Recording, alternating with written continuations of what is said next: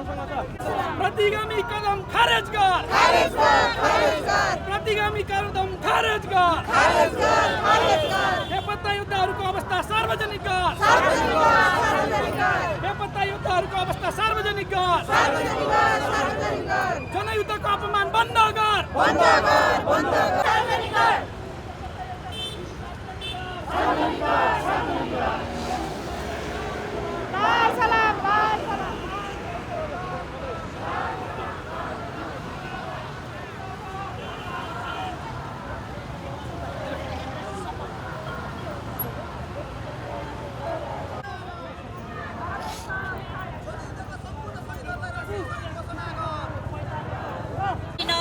बाध्यताले हामी सडकमा आएका छौं।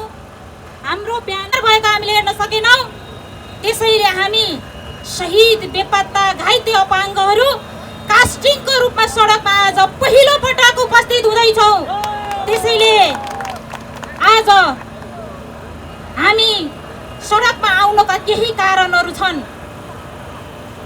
हाम्रा मान्छेहरू गुमाएर,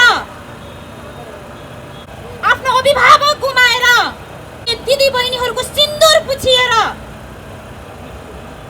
घरमा भोटे तालचा झुन्डाएर, घरमा सिस्नु उमारेर हामीले लडेर ल्याएको गणतन्त्र खोसिँदैछ। हामीले लडेर ल्याएको संविधान च्यातिँदैछ, खोसिँदैछ, संविधानको बर्खिलाप हुँदैछ। हामीले सङ्घर्ष गरेर प्राप्त गरेको संघीयता दिन दहाडै खोसिँदैछ। त्यसैले हामी यो संविधानको रक्षा गर्न सडकमा आएका छौं। हामी चुनौती दिन चाहन्छौं। यो संविधान आम नेपाली जनताका छोराछोरीको रगतले लेखिएको हो, न कि केपी ओलीको परिवारको कुनै पनि सदस्यले यो संविधान लेखिएको छैन। हाम्रो रगतले लेखिएको संविधान हो। त्यसैले माया हामीलाई छ। यहाँ हाम्रो अगाडि संविधान छ। यो संविधानको रक्षा हामी गर्छौं। हामी सडकमा आएका छौं।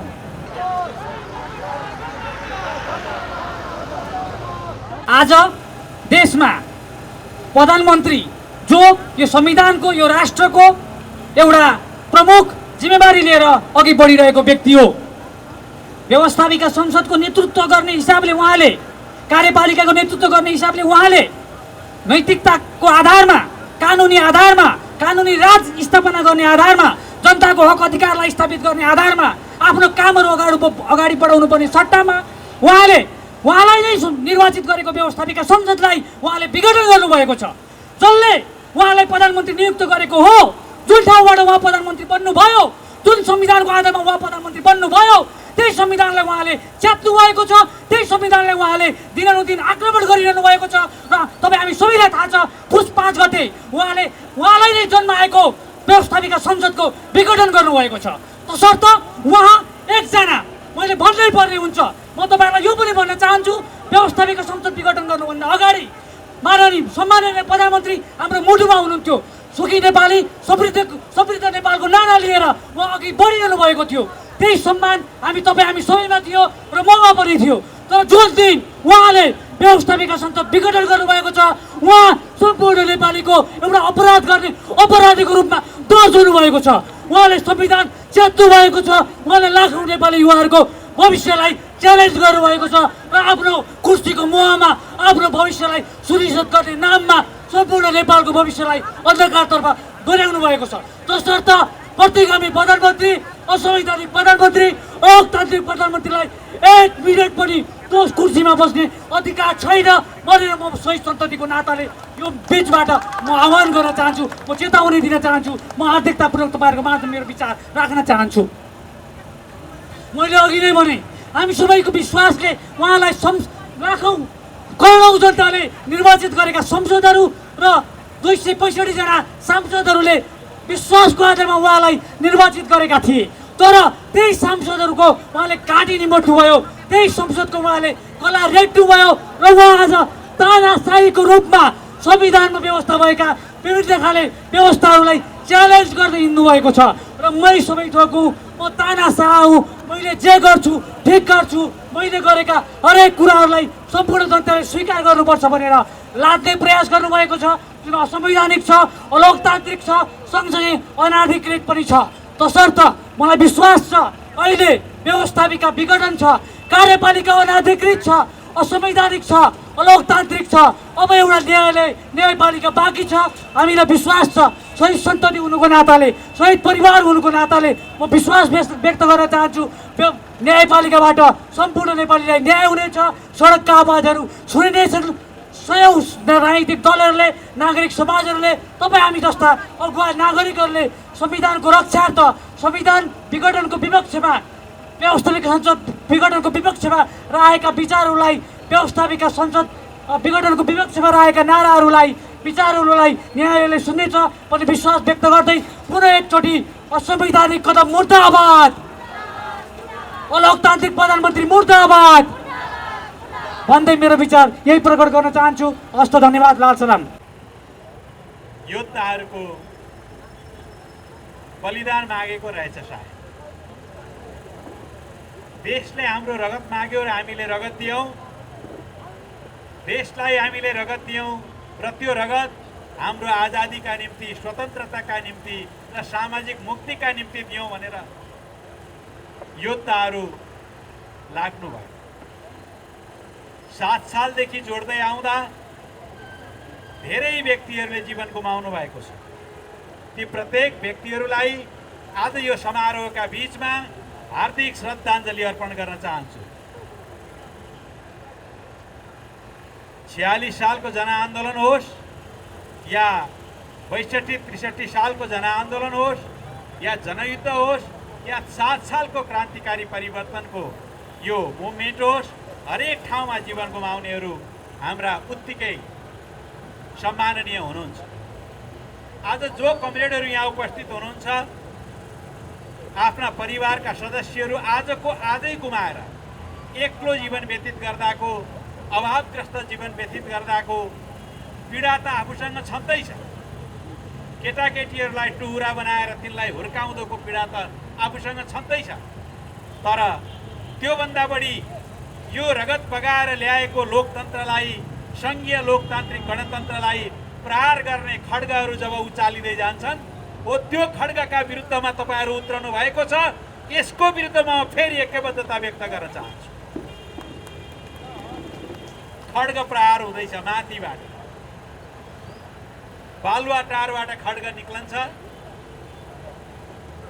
सिंहदरबारमा आउँछ र जनताको अभिमत प्राप्त जनताको सरकारलाई, जनताको संसदलाई समाप्त पार्ने घोषणा गर्छ। संघीयतामाथि दावा बोल्छ, धर्मनिरपेक्षतामाथि दावा बोल्छ, प्रत्येक जाति, भाषा, धर्म, संस्कृतिलाई दिनदिनै फाँसीवादीकरण गर्दै लाने योजना बनाउँछ र षड्यन्त्रमूलक काम गर्दै जान्छ। यसलाई हामीले बुझ्नुपर्छ। नेपालको लोकतन्त्रलाई बिस्तारै कमजोर पार्दै जाने षड्यन्त्रमूलक योजनाद्वारा आज देशका प्रधानमन्त्रीले काम गरिरहेका छन्। उनी कम्युनिस्ट आन्दोलनको झुसिलकिराका रूपमा काम गरिरहेका छन्। झुसिलकिराले जसरी हरियो पातलाई कुटुकुटु अलिअलि खान्छ र आज झुसिलकिरा बस्दा केही जस्तो लाग्दैन, तर केही दिनपछि पात समाप्त पार्छ। यस्तै केपी ओली आज संघीयता, लोकतन्त्र र गणतन्त्र समाप्त पार्ने झुसिलकिराको पात्रको रूपमा अगाडि देखा परेका छन्। यो सावधानी तपाईँले जे राख्नु भएको छ र खबरदारी गर्नुभएको छ, यो खबरदारी र यस्तै खबरदारीहरूले मात्रै केपी ओलीलाई गलाउन सक्छ र उनको दुष्ट सपनाहरूलाई समाप्त गर्न सक्दछ। कमरेडहरू, म स्वयं शहीद परिवारको सदस्य हुँ भनेर भन्ने मौका मैले पाइनँ, तर देशका हजारौं हजारको त्याग र बलिदानबाट यो मैले पनि यो स्वतन्त्रता उपभोग गर्न पाएको छु भन्ने कुरामा धेरै ठुलो गर्व गर्छु र उनीहरूलाई सम्मान गर्छु। आज नेपाल कम्युनिस्ट पार्टी नेकपा बन्यो, एकीकृत पार्टी बन्यो। एकीकृत पार्टीभन्दा विगतका धेरै इतिहासका कालखण्डहरू, धेरै चरणहरू पार गर्दै आज हामी यो ठाउँमा आइपुग्यौँ। कम्युनिस्ट आन्दोलन एउटा ठुलो महासागरको रूपमा आइपुग्यो। पार्टीभित्र समान, सम्मान प्राप्त गर्ने हक तपाईँहरूलाई छ। यसकारण पार्टीलाई नै झकझक्याउनु, एकताबद्ध बनाउनु र हामी हरेकले तपाईँहरूले गरेको काम, योगदान आदिका बारेमा यसलाई उत्तिकै प्रशंसा गर्नु र समाहित गर्नु हाम्रो नेतृत्वदायी कर्तव्य पनि हो। मलाई भन्दा शहीद परिवारको पीडा, योद्धाहरूको पीडा धेरै तपाईँहरूलाई थाहा छ र नेतृत्वको हिसाबले कमरेड शक्तिलाई पनि राम्रोसँग थाहा छ। उहाँहरूले यसलाई कसरी सम्बोधन गर्नुपर्छ भनेर नीति बनाउने कुरामा धेरै मेहनत गर्न सक्नु होला। म पनि त्यसको एउटा सहभागी हौँला। हामी हरेकले यो कुरा गर्न सक्छौँ, किनकि आज शहीद परिवार पनि नेकपाको आन्दोलनको हिस्सा हो, परिवर्तनको हिस्सा हो। शहीदहरू परिवर्तनका संवाहकहरू हुन्, हामी पनि सहयात्री हौँ। यसकारण हामी सबै शहीदहरूको सम्मानका साथ फेरि शहीद परिवार, घाइते, अपाङ्ग आदिको आवाजलाई, पेसाराहरूलाई तिनको आवाज सुन्ने गरी नेकपाको नेतृत्व अगाडि बढ्नेछ। बढ्नै पर्छ र बढ्नका निम्ति तपाईँहरूको पनि उत्तिकै सुझाव र दबावको आवश्यकता छ। यो कुरालाई सोचेर कमरेडहरू देशव्यापी रूपमा सङ्गठित भइरहन पनि आवश्यक छ। सम्भवतः आज यो कार्यक्रममा म पहिलो पटक भाग लिएँ। धेरै गर्नुभएको थियो होला, म अनभिज्ञ छु। तर कमरेडहरूलाई मेरो अनुरोध छ कि देशव्यापी रूपमा हजारौँलाई सङ्गठित गर्नुहोस् र यो लोकतन्त्र रक्षाको निम्ति तपाईँहरू देशव्यापी रूपमा अभियान चलाएर अगाडि बढ्नुहोस्। नेकपाको नेतृत्वले यसलाई साथ दिनुपर्दछ, सहयोग गर्नुपर्दछ र अभियानमा सहभागी हुनुपर्दछ भन्ने मेरो राय पनि छ। कमरेडहरूले पहल गर्नुभयो भने यो सम्भव पनि छ। अन्त्यमा कमरेडहरूले यो चालेको कदम अझै सशक्त बन्दै जाओस्। हामी तपाईँहरूको साथमा छौँ। यो पूर्व माओवादी जनयुद्धमा लड्नुभएका कमरेडहरूको मात्रै आजको समस्या होइन, यो हामी साझा समस्याको रूपमा यसलाई अनुभूत गर्दछौँ। हाम्रो पार्टीको समस्याको रूपमा अनुभूत गर्दछौँ र देशको साझा समस्याको रूपमा अनुभूत गर्दछौँ। आजका घाइते, अपाङ्ग, बेसारा, बालबालिका यी अब जनयुद्ध लड्नेहरूको होइन, नेपाली नागरिकको समस्या हो र नागरिकको रूपमा हेरेर, योद्धाहरूको रूपमा हेरेर तिनलाई सम्मानित र तिनलाई अवसरयुक्त बनाउने कर्तव्य सिङ्गो नेपालको हो। यतातिर हामी सोच्न चाहन्छौँ। अब पार्टी एउटा महासागरको रूपमा एकीकृत भएर आयो। यसकारण यो समस्या अब कमरेड प्रचण्डको मात्र होइन, कमरेड माधव नेपालको पनि हो र यो आजको मात्र होइन, धेरै अगाडिदेखि। कमरेडहरूलाई म सम्झाउँ कि ६५-६३ को जनआन्दोलन पश्चात एउटा नेपाल सरकारले घाइतेहरूको उपचार गर्ने, एउटा उनीहरूको नाम सङ्कलन गर्ने, उपचार गर्ने कमिटी बनाएको थियो र म त्यो कमिटीको त्यो कार्यदलको सदस्य थिएँ। हजार जनआन्दोलनका घाइतेहरूलाई मैले त्यहीँ भेटेको छु। तपाईँहरूमध्ये धेरैको अनुहार पनि चिनेको छु।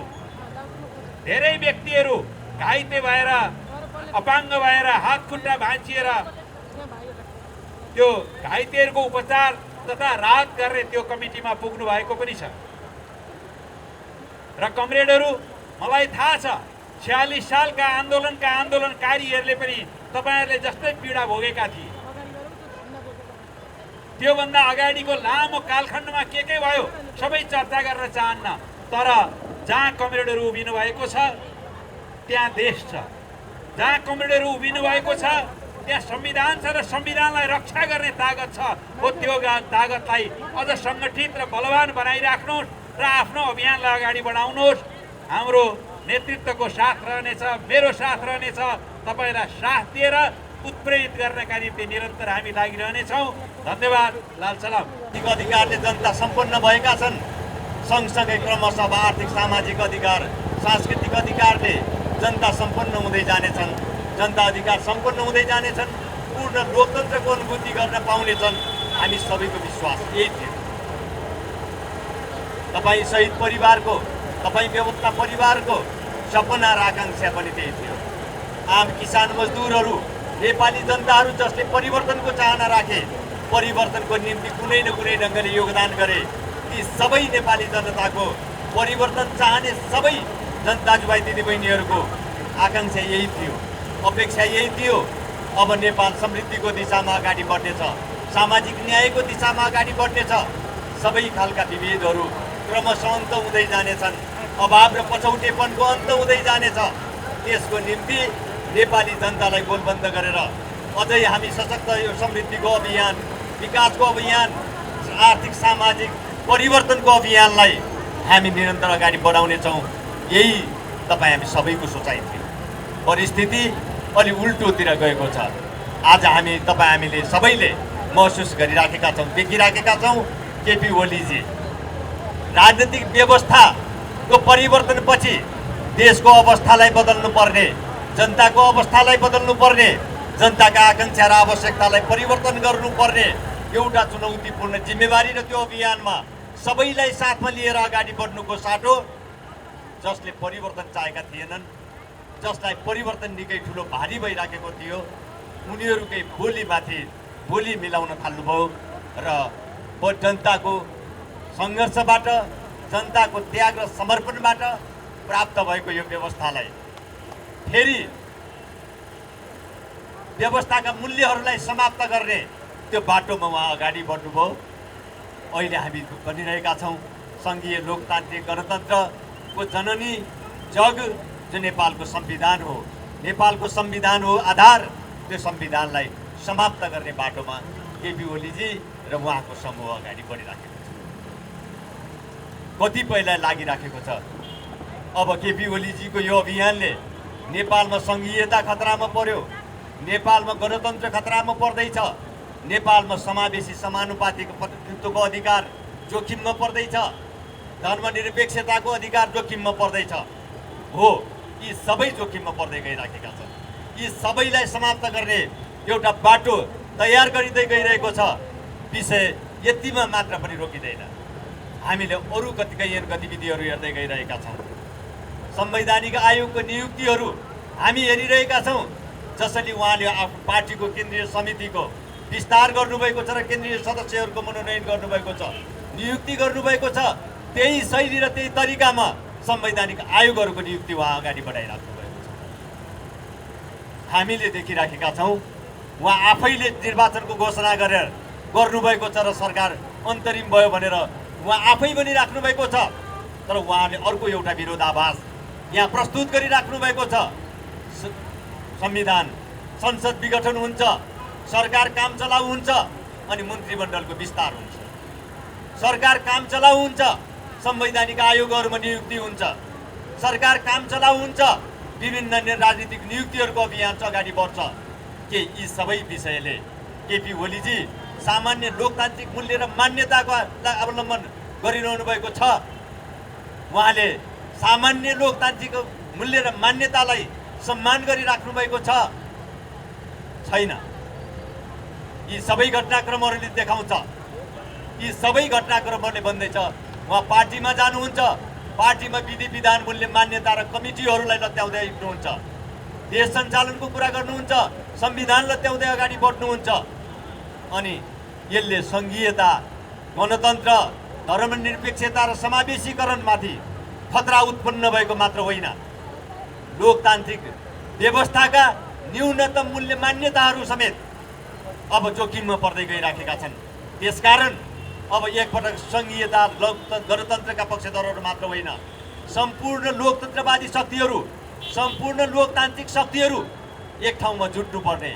यी सबै प्रतिगामी कदमहरूको विरुद्धमा, सबै जनविरोधी हरकतहरूको विरुद्धमा अब सम्पूर्ण लोकतान्त्रिक शक्तिहरूले मोर्चाबन्दी गर्नुपर्ने, एक ठाउँमा उभिनुपर्ने र सशक्त ढङ्गले प्रतिवाद गर्नुपर्ने आवश्यकता आज पैदा हुन पुगेको छ। आज यो मुख्य आवश्यकता बन्न पुगिराखेको छ। कतिपयलाई लागेको छ केपी ओलीजीको यो अभियानले 72 सालको नेपालको संविधान मात्र जोखिममा पर्नेछ। होइन, अब यो अभियानले 47 सालको अधिकार, 47 सालको संविधानमा नागरिकले प्राप्त गरेका न्यूनतम अधिकारहरू पनि समाप्त हुने परिस्थिति निर्माण हुँदै गइराखेको छ। यस दृष्टिले हेर्दाखेरि अहिले जुन कदम चालिएको छ, जुन बाटो चाहिँ तयार गरिँदैछ, यो 17 सालमा तत्कालीन राजा महेन्द्रले सुरु गरेको बाटो, कुनै बेला तत्कालीन राजा ज्ञानेन्द्रले अगाडि बढाएको बाटो, त्यही बाटोमा आज केपी ओलीजी अगाडि बढिराख्नु भएको छ। यस दृष्टिले सम्पूर्ण रूपमा लोकतान्त्रिक सम्पूर्ण न्यूनतम मूल्य मान्यताहरूलाई समेत चुनौती दिँदै उहाँ अगाडि बढिराख्नु भएको छ। यस अर्थमा सम्पूर्ण लोकतन्त्रवादी शक्तिहरू, सम्पूर्ण लोकतान्त्रिक शक्तिहरू एक ठाउँमा जुट्नु पर्ने, एक ठाउँमा हिँड्नुपर्ने र यो जनविरोधी कदमको, प्रतिगामी कदमको, अलोकतान्त्रिक कदमको प्रतिवाद गर्नुपर्ने, प्रतिरोध गर्नुपर्ने आवश्यकता तयार हुँदै गइराखेको छ। हो, यो सुखद विषय यो बन्दै गइरहेको छ। यो निश्चय नै दुःखद कुरा यो थियो, दुःखद कुरा यो थियो। केपी ओलीजी जसलाई कम्युनिस्ट पार्टीले नेता बनायो, जसलाई कम्युनिस्ट पार्टीले यो देशको प्रधानमन्त्री बनायो, कम्युनिस्ट पार्टीले परिवर्तनको अगुवाई गरेको पार्टीले बनाएको नेता प्रधानमन्त्रीले मुलुकलाई यो पछाडि फर्काउने हरकत गर्नुभयो। निश्चय नै यो सबैको लागि दुःखद विषय त छँदै थियो। तर परिस्थिति यस्तो मात्र छैन। आज सिङ्गो मुलुक, आज सिङ्गो देश जनताको अधिकारको रक्षाको निम्ति, लोकतान्त्रिक मूल्य र मान्यताको रक्षाको निम्ति एकजुट हुँदै गइराखेको छ। तपाईँ अदालतमा बहस सुनिराख्नु भएको छ। अदालतमा भइराखेको बहसले करिब ओलीजीले चालेको यो कदम असंवैधानिक मात्र होइन, अलोकतान्त्रिक मात्र होइन, अब यो सम्पूर्ण रूपले जनविरोधी छ, सम्पूर्ण रूपले यो राष्ट्रिय हित विपरीत छ भन्ने कुरालाई अब स्पष्ट गर्दै लगिराखेको छ। सडकमा नागरिक समाज, सबै नागरिक समाजका प्रबुद्ध नागरिकहरू यो असंवैधानिक कदमको विरुद्ध नाराबाजी गरिराख्नु भएको छ। सबै राजनैतिक पार्टीहरूभित्र यो विषय अझ सशक्त ढङ्गले मुखरित हुँदै गइराखेको छ र सिङ्गो मुलुक लोकतन्त्रको रक्षाको निम्ति, सङ्घीय लोकतान्त्रिक गणतन्त्रको रक्षाको निम्ति अग्रगमनको पक्षमा, प्रतिगमनको विरुद्धमा सङ्गठित हुँदै गइराखेको छ, एकताबद्ध हुँदै गइराखेको छ। यो सुखद पक्ष हो। हामी के विश्वास गर्दछौँ भने, हामीलाई के निश्चिन्त बन्न सक्दछौँ भने केपी ओलीजी र उहाँको समूहले जुनसुकै प्रकारका षड्यन्त्रका तानाबाना बनोस्, जुनसुकै प्रकारका सपना र आकाङ्क्षाहरू देखोस्, जुनसुकै प्रकारका हरकतहरू अगाडि बढाओस्, नेपाली जनताको ताकतका सामु ती सबै निष्प्राण साबित हुनेछन्, ती सबै निस्तेज हुनेछन्, ती सबै असफल हुनेछन्। जनताको ताकतको अगाडि सबै तानाशाहहरू विगतमा जसरी परास्त भए, पराजित भए, उहाँहरू अझ सजिलो ढङ्गले नै पराजित हुनुहुनेछ। जनता विजयी हुनेछ। यो प्रतिगमन विरोधी अभियान सफल हुनेछ। तपाईँहरू यो प्रतिगमनको विरुद्धको अभियानको एक हिस्सा बनेर जसरी यहाँ उपस्थित हुनुभएको छ र तपाईँहरूले आफ्नो भावनाहरू पनि सँगसँगै व्यक्त गरिराख्नु भएको छ, निश्चय नै सबै खालका विभेदको, सबै खालका अभाव र समस्याको हल गर्नको पर्ने, यसको समाधान गर्नुपर्ने आवश्यकता र परिस्थिति त मुलुकका अगाडि छँदैछ। आज ती हाम्रा अगाडिका चुनौती थिए, ती हाम्रा प्राथमिकता थिए। अहिले जब संविधानमाथि बलात् हमला गरेर यो सिङ्गो व्यवस्थालाई नै समाप्त गर्ने, लोकतन्त्रलाई नै समाप्त गर्ने, लोकतन्त्रका आधारहरूलाई नै भत्काउने जब अझ ठुला षड्यन्त्रहरू अगाडि आए, तपाईँ हामी सबैको लागि आजको पहिलो प्राथमिकता अब यो लोकतन्त्रको रक्षा गर्नु, सङ्घीय लोकतान्त्रिक गणतन्त्रको रक्षा गर्नु, यो हाम्रो सबैको लागि पहिलो प्राथमिकता बन्न पुगेको छ। यसको लागि आज तपाईँ हामी सबैको निम्ति पहिलो काम भनेको जो लिगबाट बाहिर चाहिँ लगिएको एउटा रेल छ, त्यो रेल लिगमा फर्केर आएन भने कुनै समयमा पनि दुर्घटना हुनु अनिवार्य छ। यही कुरालाई ध्यान दिँदै हामीले लिग बाहिर गएको यो राजनीतिक प्रणालीलाई, लोकतान्त्रिक प्रणालीलाई अब फेरि चाहिँ लिगमा ल्याउनु पर्ने आवश्यकता, प्राथमिकता आज तपाईँ हामी सबैको लागि पहिलो एक नम्बर बन्न पुगेको छ। यो सबै गर्नको लागि संसदको पुनर्स्थापना यो सबैको पनि अझ पहिलो कदम हुनेछ र हामी त्यहीँबाट यो लिगबाट बाहिर गएको यो परिस्थितिलाई हामी लिगभित्र ल्याउनेछौँ। हाम्रा जति समस्याहरू छन्, किसान दाजुभाइहरूका, मजदुर दाजुभाइहरूका छन्, हामीसँग सम्पूर्ण राष्ट्र सेवकहरूका समस्याहरू होलान्, शहीद परिवारका सपना र आकाङ्क्षाहरू छन्, आवश्यकताहरू छन्, बेपत्ता परिवारका सपना आकाङ्क्षा र आवश्यकताहरू छन्, सिङ्गो मुलुकका को अभाव र पछौटीपनका समस्याहरू छन्, सबै खालका विभेदहरू अन्त गर्ने सपना र आकाङ्क्षाहरू छन् र यो मुलुकलाई समृद्ध र स्वाधीन बनाउने सपना र आकाङ्क्षाहरू छन्।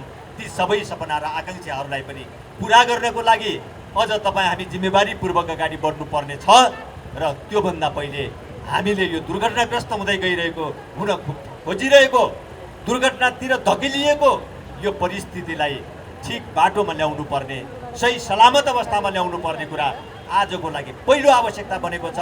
तपाईँहरू आज यो सडकमा सायद यही उद्देश्यको निम्ति तपाईँहरू यहाँ आइपुग्नु भएको छ। यो अभियानलाई तपाईँहरू सबैले आफ्नो ठाउँबाट अझ सशक्त बनाउँदै लैजानुहुनेछ। अघि यहाँ जगन्नाथ गौरले भन्नुभएको जस्तै 7 सालदेखि अहिलेसम्म सबै खालका विभेद र असमानताको अन्त्य, जनअधिकारको पक्षमा उत्सर्ग गर्ने, आफूलाई उत्सर्ग गर्ने महान शहीदहरू, शहीदका परिवारहरू, परिवारजनहरू, बेपत्ता योद्धाका परिवारजनहरू सबैलाई सङ्गठित गर्ने, सबैलाई यो प्रतिगमन विरोधी अभियानमा सहभागी गराउने कार्यमा तपाईँहरू अझ सक्रियताका साथ, अझ उत्साहका साथ लाग्नुहुनेछ र यो अभियान अझ सशक्त बन्दै जानेछ र केपी ओलीजी र उहाँको समूहको प्रतिगामी कदम उद्देश्य पूर्ण रूपमा असफल हुनेछ, हुँदै गइरहेको छ, पूर्ण रूपमा असफल हुनेछ। जनताको अग्रगमन, लोकतन्त्र प्रतिको प्रतिबद्धता, समर्पण र यो सपना सफल हुनेछ। यो अभियान पूर्ण रूपमा सफल हुनेछ। हामी सफल हुनेछौँ र कुनै पनि मूल्यमा प्रतिगमनलाई परास्त गर्नेछौँ। संसदको पुनर्स्थापनासँगै लोकतन्त्रको रक्षा गर्ने, सङ्घीय लोकतान्त्रिक र गणतन्त्रको रक्षा गर्ने, आर्थिक विकास, सामाजिक विकासको बाटोमा मुलुकलाई अगाडि बढाउने यो अभियानलाई हामी जुनसुकै परिस्थितिमा, जुनसुकै मूल्यमा पनि पुरा गर्नेछौँ, सफल बनाउनेछौँ। होशियार होशियार